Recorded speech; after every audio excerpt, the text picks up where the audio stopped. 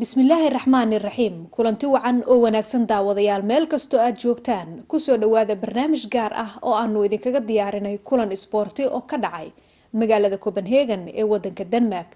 Kulankaasi oo looga hadlayo horumarka isboortiga wadamada qurbaha Soomaalida joogta iyo waliba sida loo horumarin karo kan Soomaaliya. Kulankani oo ay soo qaban qaabiyeen jaaliyadda isboortiga Denmark oo ay kaashanayeen Olympic Amay ayaa waxaa ka soo qayb galay qabiiro isboorti iyo qaar ka mid ah ciyaartooydii hore ee waagii hore Soomaaliya ka soo ciyaari jirtay kuwaasi oo ka kala yimid wadamada Sweden, Finland,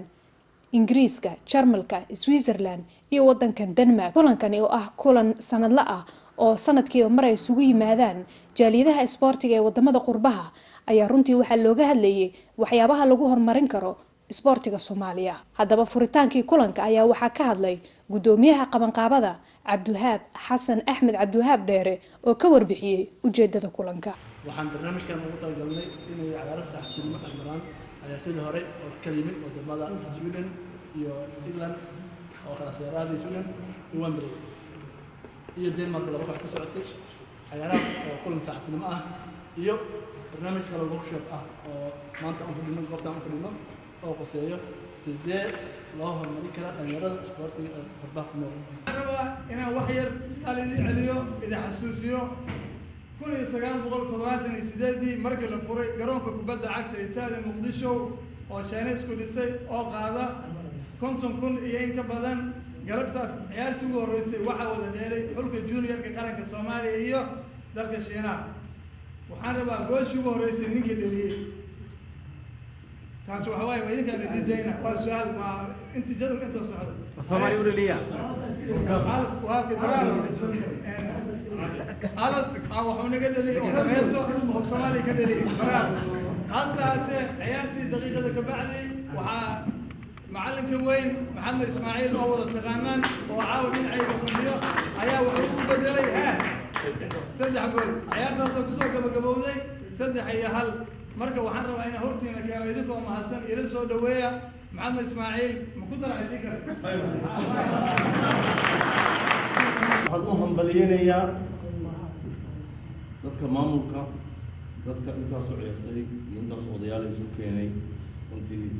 wax oo loo qeyboodo wayaan waxaan leeyahay aad baa mahadsantihiin soo dhaweyntan soo dhaweyseen ciyaaraha odayaasha dhalinyarada loo qabanayso odayaasha aad meesha isku keenteen salaamahan oo dhiban yihiin baan malaynayaa aad baa mahadsantihiin dadka idin runtii idin saaciday ee ka mid yihiin taabshiin sayduhu ugu dhawaaqdeen iyo wakiilkooda haddeen ka hadlay iyagana waxaan leeyahay meelo badan aan taagnaa aan ka qayb galay gacan ilaax baa runtii iga qaatee aad baa mahadsantihiin taabshiin iyagana ama ingiriiskaan joogno meelka joogno taabshiin baa taagan waa waxaad muteysteen kolley aad baa mahadsanti baan leeyahay waana ku faraxsanahay runtii idinkaana isku keena dadkan idinka kolleyba isku imaadinkeena idinkaa ka mas-uul ilaahi isagu aad baa mahadsantihiin TV-ga qaranka Soomaaliyeed bacdamahan ciyaartooy qaran aan ahayn ka mid ahaa TV-gana TV-geena qaranka oo meelo badan ayay runtii taagan yihiin Danmarkna waa ugu yimid maan filayn anigu Danmarkna ugu yimaado laakiin iyadana waan ugu yimid cameraman Zahra Cadey idinkana waxaan leeyahay ka qaybgalka kasoo qayb gasheen ummadda Soomaaliyeed aad tustaan waxa meesha ka dhacay ee waddanka ku nool oo dibadda jooga idinkana waa mahadsantihiin dowladda qaranka ee TV-ga qaranka dhihi lahaa maadaama meesha dad qaran ay fadhiyaan TV-gana waa qaranka Abshil Safari afarta kooxood oo ciyaaraha kasoo qayb gashay dhammaantiina aad baa igu mahadcelinahay waxaan idin dardaarmayaa reer Denmark wax badan waa laga hadlay yay dhicin sanadka dambe in qolo kala soo baxdo inaan reer ciyaaraha dhigana waxyaalaha khilaafka badan keena marka waa isnaqaanaa Soomaaliya wada nahay qolo kale berri ka hayso anagana ciyaar baan dhiganayna hanalooyinka taasi alla gudbaan waa midaysan tihiin isku duubnaada sidiina ku ahaada anagana garabkiina taagannahay wax kalena waa jiraa xogaa khilaafaadkii inkastoo si badan qolooyin kale soo telefoon soo dirsanaya oo dhahay warmayo ama qabiil ku soo galo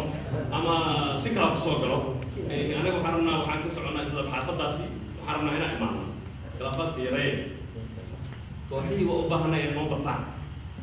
barnaamijka inuu weynaadana waa jecela laakiin magaalooyinka halka koox ha lagu ekeeyo akhyaarta martida noo ah oo halkaan noo timid waxaan leenahay soo dhawaada mar walba waxaan jeclaan lahay horta inaan ku hadlo magaca Olympic ama maadaama aan ka mid tahay ciyaartooy oo ka tirsan kooxdaas marka waxaa idin leeyahay soo dhawaada marka intaas aan ugu baxay odayaashii isboortiska dhalinyarada loo noqon ciyaaraha maaragtay inay maaragtay green iyo abduhaab denmark ay maanta ka baratay ingiriiska laba nin inta caloosha isku dhasay waxay tiri 50-50 waa dhinacyada fiiriyeen ila joogaan weebas ka anas waxaan ku yidhi habeenkii jeeyaan ahaa markii xaaskayga jeeyay xaaskayga wax ma ciyaar mutaqina na ciyaaraay jeeyaan ahaa suuqina horseedana waxaan arkaa mar kasta muxabbo علشان rabid laakiin rabidda haddaanay habaysnayn waddankan isugu dhow waxaan ku baranay iyo wadamada Yurub dhammaantood waxaan ku baranay organization waa wax jaamacad looga soo baxo wax uu shakhsi iska wadi kara maaha marka waxay sameeyaan haddaan isugu idin sheego xulka qaranka mar alla marka wax la sameeyo maalintii wax ay intaanay dhicin ayaa waxaa la sameeyay tababarihii kooxda magaaladeena oo ka tababaraha qaranka juniorka haysan jiray waddanka Sweden wuxuu yiri waxaan sameeynaa yiri taas internet ku jirta laakiin isugu shaqada wuxuu yiri waxa intaanay dhicin ayaa waxaan sameeynaa yiri in hal mar aan tijaabino ma sameyn karnaa horta waxa dad ayaa la keenaa status ka liir علشان dad sida filmada marka la jilaayo kala leys istaaga dad la keenaa meesha la soo buuxina wixii dadkii cuntada la siinaa la jiifina la fariisina waxa intaas la baranayaa organization kan wax la bartay dad waa jiraan Sweden la joogo wax bartay organization ka bartay anigu wax yar ka bartay laakiin organization dad bartay ay joogo waxa jira system ay xulka qaranka ee Sweden lagu maamulo oo qoran ayaa jira mar waxaan ku fikiray aniga ka shakhsi ahaan inaan Soomaali u bedelo laakiin waxaa la yiri cilmiga lagu sheego waxay tira cilmiga lagu sheego cindiga ku kash aniga waxaan qabaa wax kasta loo sheego wax loo tilmaamayso haddii macalinka hadaladu yiri aanan qorin dhageysan isxushmaynin waana waxa diinteena هذا كلام وحواي كريتيكو لو كلا بحر نولوجيا نحن إنا أوبراتين واي كريتيكو وح في عوار كريتيكو وح ما كريتيكو ولا كي ولا وحلوك لا صار علميا كريتيكا destructive كريتيك يا constructive كريتيك destructive كريتيك وكلا تجا وحسوا بالدي اللي ترى بدنا كنا قنور constructive كريتيك وحواي يوسف بكون راح سنة ريتاس يعني هاي إنا سيرك dadkii aqoonta u lahaa oo anakii dadkii nagu horreeyay san hadda aan kala dambayno iyadoo lala tashanayo waxaan ka hadlaya maamulka waddanka ka taliya isboortiga ka hadlay cid la tashanaysa dadkii shalay kooxaha waaweyn shariicada ama kooxda qaranka Soomaaliyeed ku soo ciyaaray ku soo lafabeelay waxba ku maqlo wuxuu ogyahay qofkan nuur wuxuu ogyahay waxaa laga yaabaa intuu ogyahay keerina ogyahay anigana kii iga dambeeya saas la isku xigaa cid la tashanaysa ma arkin waddanku way joogaan way ku nool yihiin kuwii anaga naga horreeyay kuwii la mid ahaa iyo kuwii naga dambeeyey casbadda ku nool yihiin ciyaaro badan baa la qabtay dadkii cid xitaa u yeeranaysa amba la tashanaysa waa shalay waad ciyaaraysan maxay la tahay maxaad samaynayseen cid la tashanaysa ma dadka qofkii haddaanu la tashanin dadkii ka horreeyay waxaan u malaynayaa wax ka hagaagaya male annaga waqtigayga 8 saacadood aan tagay sameynayni yaa yeelaya cid yeelaysa male ee tawal saday maalin kasta 8 saacadood aan sameyn jiray aniga iyo gurbe la mid ah 8 saacadood maalin walba oo joogtaa soo noqonay marka qofkii 8 saacadood sameeyo lama cilmi karo waa adag si loo celiyo in saacad amba la mid ah iyo wax kale marka waxay iska noqotay fooda iyo maskaxin dad anigii la daa ayaa meel la geenaya waxa la leeyahay xubin mataliyan amba kooxda qaranka mataliyan Sweden bak soo ciyaaraan Canada ka soo ciyaaraya kaas waxa uu maleynayaa waddanka xubin mataliyan hadduu waddanku ku tagay hadda meesha joogo inuu ayuu ku tagay maanta chance bay haystaan waa boqol kun oo wiigil qaadanaya waxa ka haysana male hal Soomaali lagu jiro waxay ku dhacday hoos in laga bilaabo way anu waxaan dhihi lahaa hadii la rabo سبورت الصومالي إني هرمنا وإن لقى بلاغة أكاديمية هوسي عروض هيري ستي شركة سكان شركة هل لقى بلاغة هالصعطو نور مش كله ليه يقبل كشوفه هكسميه الميرة ودا داسة هالصعطو ما كسوه ليه لكن نين لبعضن كي دافي ميل أم صعود. رسول الله القرآن سبحانه وتعالى يا ليه واعتصموا بحبل الله جميعا واذكروا نعمة الله. قل نعمة إلهي حصل إلهي وحنا وقصا نعمة إلهي وحيتها عقلك إلهي نسيه دينته إلهي نسيه قيمه إلهي نسيه أمتك لا ونرفض ديالي ونسوا بالديالي ولقد كرمنا بني آدم إلهي ونوكر عليه كرامته ونسيه فإنا أقوى السماء الله. taasna waxaa lagu aqoonsan karaa qofka bini-aadamka nabigeena calayhi salaatu wasalaam siduu soo noogu tilmaamay oo loo gudbiyey waxaa ugu horreeya akhlaaqi hadday timaadana wanaagga imanhaya wadkuruu nicmat allahi nicmada ilaahay waxay kamid tahay oo qofka bini-aadamka ah u qaadan kara waxa ugu horreysa ugu weyn waxaa waaye inuu yaqaano wuxuu naftiisa la jecel yahay walaagsi inuu jeclaado wuxuu naftiisa la neceb yahayna walaagsi inuu la necbaano kolka haddaynu nahay khaasatan bahda isboortiga waxaana dad dhan oo soo guuray baan nahay ilaa military ilaa askari ilaa caafimaad ilaa wax naga maqan dad ummad dhan oo soo guurtay baan nahay innaka inteenaasi waxaan qaabsanahay oo qaabsan oo kasoo bixi karno waxaa weeye waa qaybta ugu weyn ugu qiimo badan oo bulshada isu keeni karta waa isboortiga isboortigu wuxuu ku dhisan yahay akhlaaq buu ku dhisan yahay kow wuxuu ku dhisan yahay ismaqal wuxuu ku dhisan yahay markaa adiga naftaada daryeeshid oo nafta kala daryeeli kartaa maanta dhibaatada taagan oo ugu weyn wax kasta waa soo dhamaaday walow waa soo dhamaaday dhawaas waa soo dhamaaday maanta waxay taagan tahay isboortiga iyo kala jabkiisii iyo NGO dad haysta inay meeshay kasoo bilowdeen waxaa looga bixi karaa oo loo gudbi karaa in loo noqo wadkuruu nicmatallahi nicmadiisa ilaahay dib ugu noqono warayay noqoni muxuu ahaa si dadkii asxaabtii hore loo gudbinayay oo ah أتأمرون الناس بالبر وتنسون أنفسكم وتتلون الكتاب أفلا تعقلون وبدك وحاو شيء خير أو شيء أم حب أو شيء حبتي إلهنا هذه كم قلتها هذه نفس هذا هذا شيء سلا دلالة من اللي نقولنا نكون سوق ختمة هي وحاول وما تروح حاول أكل على أبو أكل شيء هي هو كسر بحالي مد أورس وبعات بيه هذه قاتل بيعات بولقة أستجيب ما أنفع تكلم وح ما أنفع تدعيك هذا شيء منا وحاول بيه بعليا وبيه هو سبدجان أصلي ما أنفع لك تذكي ما أنفع مثل صدحات وحاول ومد الدويل أنا قانا معين جوزك أنا قانا وحي بيها وقري خير كي قري أصلي هو أنفع تذكينا وكأنفع بينا وكعبان عصكنا وكعنا أو ميرها وصوبها روح عن شعرها أنت الناس مانتا سبورتي كبر قربة يشوفنا قاعدة كبر منه عبسي كبر منه دبعتك أنا كبر منه وأنا أنت هذا سبورتي نكسر شو إسقابنا قبل هل دولار هذا مش إسقابنا وحاول قارن كان الصومالي وأخذ يا ما تباس الموضوع أو القطيع ولا غير شيء كاني ولا غير هذا ويلش فقط اللي كاني وحاسو حال كاني تذكري أو ظهر أكو أمانة ترسل أكو أمانة يدق بهذا أكو أمانة هي قيمة هي قاعدة ولا استاذنا ذكر نقدر بين أوغان مقعي تاريخي عن كاني عن كسر بالله وإنتي ناسنا لاعب هم مالها نعم تاريخ سوق سنين مالها kulankani ayaa waxaa barbar socda koob ay wada ciyaarayeen 4 kooxood oo ka kala yimid Wembley UK, Serie A Sweden, All Boys Copenhagen iyo kooxda Copenhagen waxaana ciyaartooydani soo bandhigeen ciyaar aad u qurux badan oo dadkii ka soo qayb galay ay aad ugu farxeen waxaana qaar ka mid ah ciyaartooydani ay ahaayeen ciyaartooydii bariisamaadkii hore Soomaaliya ka soo ciyaari jirtay sida kooxihii waaweynaa ee laga yaqiin wadankeena Soomaaliya ee kala ahaa madbacadda qaranka Horseed dawladda hoose Jeenyo Wagad iyo Batroolka waxaana furitaankii ciyaaraha ka hadlay Cabdikariin Muuse oo ahaa qabanqaabiyaasha iyo isku xirka kooxaha sidoo kalena waxaa ka hadlay Maxamed Shukri oo kamid ah guddiga isboortiga Denmark taas waa mataqaan hal marka hore marka labaad waxaan furahaynaa ciyaarteena waxaan furi lahaa mataqaan macallin Murgab waxaan u sheeyahay asagana faataxada umar in la caafiyo baritan oo imaanaya hadii rabbi ilaahdo welcome soo dhawaada markale Denmark magaalada Copenhagen waxa waaye wajiyaash waxaan leeyahay musku cusub insha Allah waxaan rajeynayaa ciyaar fiican iyo isbarasho fiican ku soo dhawaada insha Allah Denmark aad iyo aad ayaan idinku mahad celinayaa isla markaasna ah دوميها دليرة سبورتيجا يوروب عياري ويلو فريمي نبتدي الرجل لو فريقيا في عصومات انت اول ودن بلوني هلا ودو مرق waxay ka codsanayna hadii Allah yiraahdo ciyaar wanaagsan dadweynuhu ku qancaan idinkuna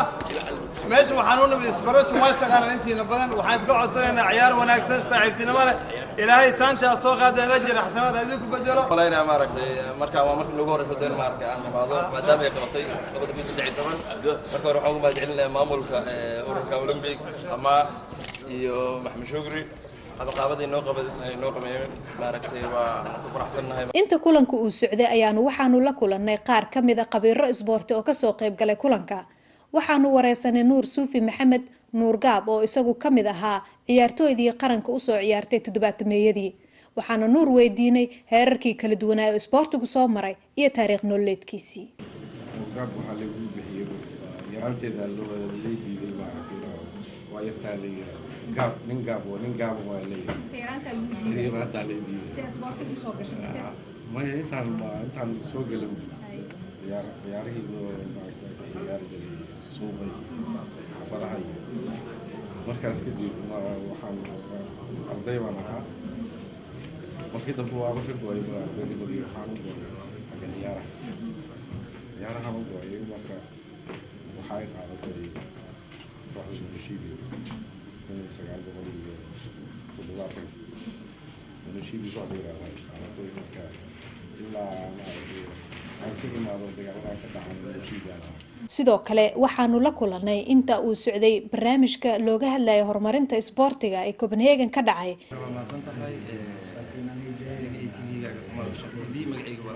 محمود علي عمر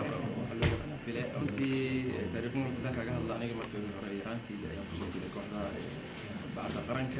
لكن مشغل بسيط الكوجي ولا حلا يقطع شيء برا أصلا داري أو أصلا تكون تحريك قرنك اللهم نحرس وصلت كلي حقد أن أنت تركش قدام الأكثر من إفرمائية سنة نحن سؤال اللهم نحرس الجمهورية اللي له رأيك مع الصومالي أدين بيجينا أنا كنا حافظة إذا هذيك كستو حلي قاس أنا جوي مركز كدقنا ماشي اللي قاعدة بعضها أنا قد قلت له علي جبال رجلي اللعب ومجالات جوجا أو كوبنهاجن إلى الدقن أو الدقن halkan ugu soo dhaweeyay anigii wiilka baa halkan finaalkii ciyaaraha ayaa waxa isku soo haray labada kooxood ee kala ah Wembley UK iyo Serie A Sweden waxaana ciyaartii ku dhamaatay 2-1 oo ay guushu ku raacday kooxda Wembley UK sidaasina waxa koobkii ku qaatay oo la hoyday kooxda Wembley UK inta aan la guddoonsiinin shahaado sharaftii iyo koobabkii halkaasi lagu bixinayay ayaa ka hor waxaanu la kulannay Maxamed Ismaaciil Sitey oo ka mid ahaa ciyaartooydii qaranka Maxamed Ismaaciil Sitey waxa uu ahaa ciyaartooydii guusha u soo hooyay wadanka Soomaaliya kadib kulankii Soomaaliya iyo Shiinaha ugu horeeyay ee dhaxmaray ee lagu furay Stadium Muqdisho sanadkaasi waxa uu ahaa 1978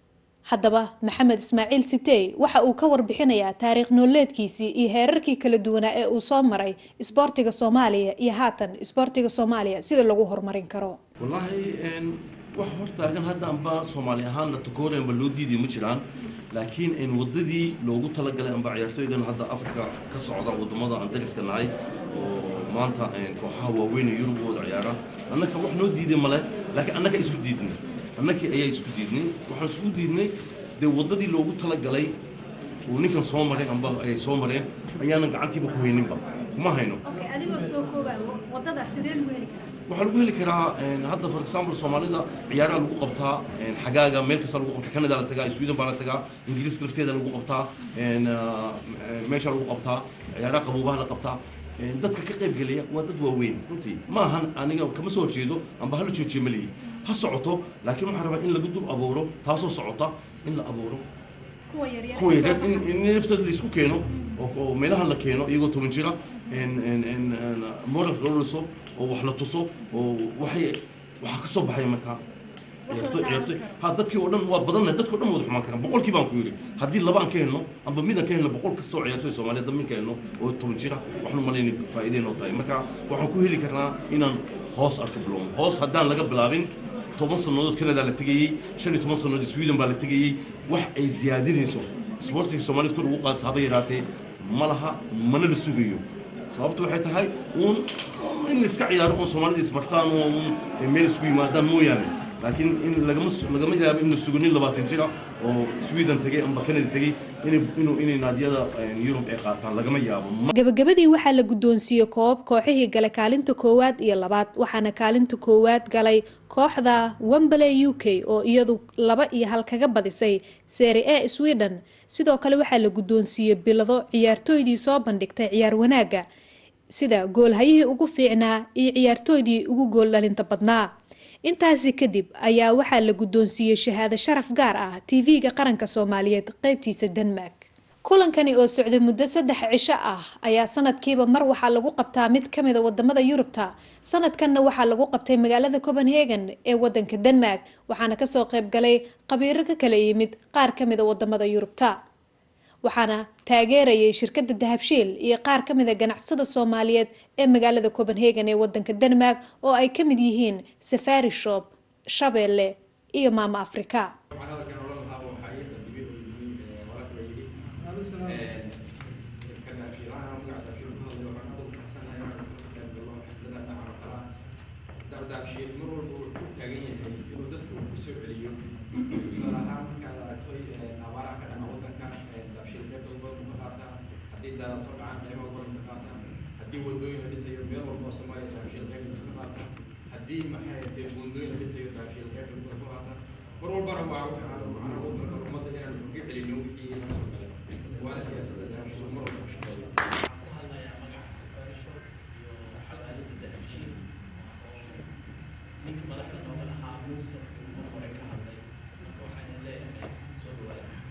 waxaan halkaan ka celinayaa mataqaana Dahabshiil oo aad ugu xoog badan qaadatay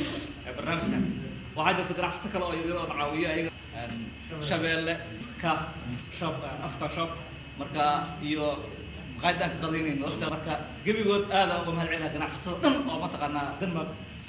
guud ahaan barnaamijkii aanu kaga hadlaynay horumarka isboortiga iyo kulankii ka dhacay magaalada Copenhagen ee wadanka Denmark ayaanu intaasi kusoo gabagabeynaynaa. barnaamijka waxaa idinla socodsiinaya anigoo ah Sahra Xaaji Maxamuud Cali. dhinaca farsamadana waxaa iga qaabeeyay mahadaha ka gaadhay Fadxi Cabdi Wehliye. inta aanu barnaamij mid ka lamid ah aanu dib hawada ugu kulmi doono dhamaanteeda waxaanu idinkaga tageynaa sidaas iyo nabadgelyo.